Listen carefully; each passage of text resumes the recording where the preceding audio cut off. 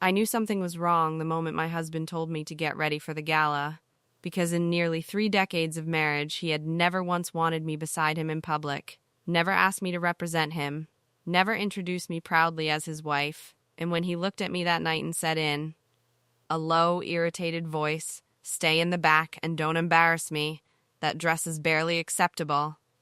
I felt that familiar ache settle in my chest, the one I had learned to ignore over the years. The ache of shrinking myself to fit into the version of me that made him comfortable. So I stood there,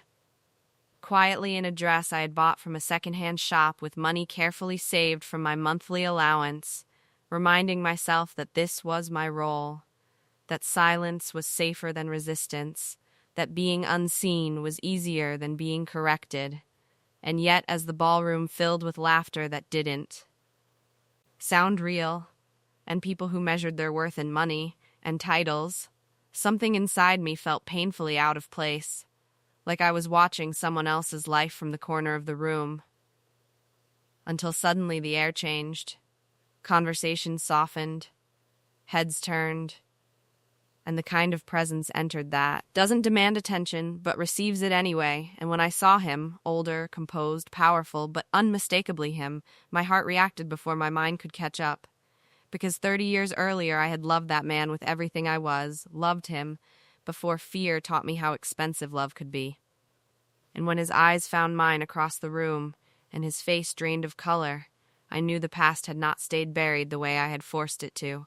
because he walked toward me without hesitation, past my husband who stood frozen in confusion, and when he reached me and took my hands the same way he used, to when we were young and believed the world would bend for us, his voice broke as he whispered that he had been searching for me for 30 years and had never stopped loving me, and in that single moment, as the sound of a glass shattering echoed behind us and the room held its breath, I felt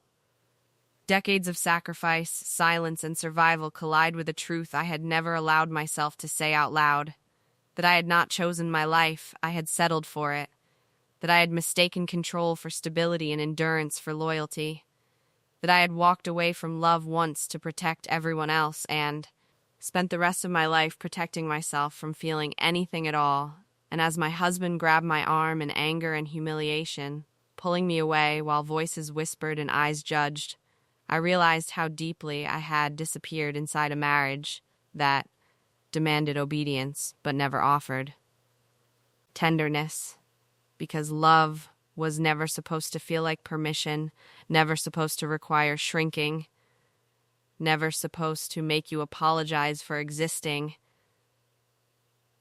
And that night, lying awake while my husband raged behind closed doors, and the weight of that business card burned in my hand, my mind returned to a younger version of myself in a college library, exhausted and hungry, when a boy had asked me if I needed real food instead of asking who I was connected to late-night diners and quiet dreams, to a ring placed on my finger by hands that trembled with sincerity, to the night his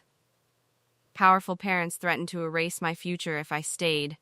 to the pregnancy I never told him about because fear convinced me sacrifice was love, to the hospital room where I lost the child and the future alone, to the lie I told him when I walked away saying I didn't love him anymore even though it nearly destroyed me to say it, and to the years that followed where I chose safety over truth and learned too late that safety without respect becomes a cage. And now, standing at the edge of my life with 30 years behind me and an uncertain future ahead, I finally understood that survival is not the same as living, that silence can protect you, but it can also erase you, and that some love stories don't end when people walk away. They simply wait for the moment when the person who lost themselves is finally brave enough to be found again.